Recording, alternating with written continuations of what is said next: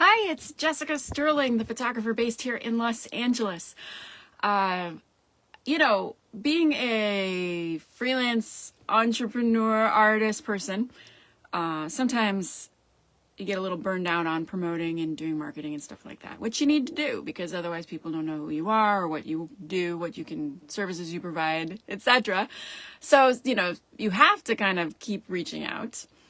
And for me personally, I found that, I love one-on-one communication. I like to sit down and talk to somebody and have like a real conversation and interact with them and find out what's going on with them. And there's some back and forth. But when I'm sitting at my computer and I'm, preparing social media posts or drafting up emails or whatever kind of things that you have to do, whether it's sending out postcards or, figuring out sales strategies or something,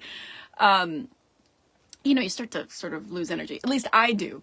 And after a while, I sort of start to, what's the word? I get mad at having to sit here and do this stuff. And I think a lot of people do. They say, oh, resentful. I feel sort of resentful. I'm like, well, you people should already know I'm really great, that this is not my job. I'm not supposed to be sitting here typing. I'm supposed to be taking pictures. But I was realizing that it's sort of a slippery slope. You kind of go from like being happy to talk to somebody in person to like sitting there going, I don't want to talk to anybody ever. Which is like kind of ridiculous because if you think about it, being alive is interacting. Being alive is communicating, so if you just looking is talking, looking at something, there's some back and forth happening or just being a part of something, and that's where like volunteering and community and why those types of things are so good for your longevity and your health, and your just general well-being, because people are meant to be, interacting and hello, person. And I think that, social media is fantastic, but sometimes it feels a little one-sided. And, getting to meet people in person is great, like coffees, meetings or lunches or dinners, things like that with clients is fantastic.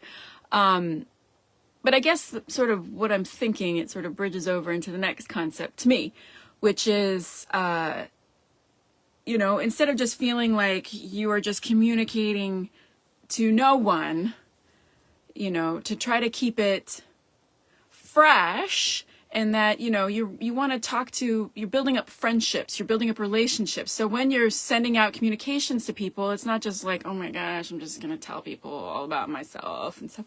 But how can you generate some type of a response and something where people will tell you what they need and what they're looking for? And hopefully, most of my clients a lot of them are pretty long-term clients. And I love that. I love getting to know people over time and really being the person that they rely on when they need really great images, and it just, they know they're going to get what they need, and I know exactly the type of thing that they're looking for, so it's easy. So I guess, for me, I feel like whenever I start to feel sort of like a little bit of a slump on the communicating, it's sort of just, hey, maybe I need to grow a little bit more and just be a little bit more upbeat.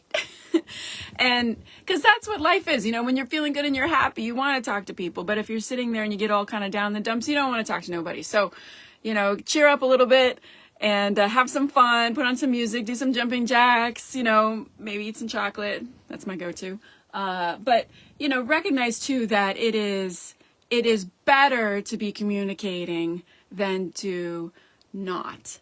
And it's more alive and more wonderful. And especially as an artist, artists, their job is to communicate. So, talk about your work. It's okay. Reach out to people, build friendships and relationships. Anyway, so that's my 2 cents. I hope it's helpful, and happy Thursday. Bye.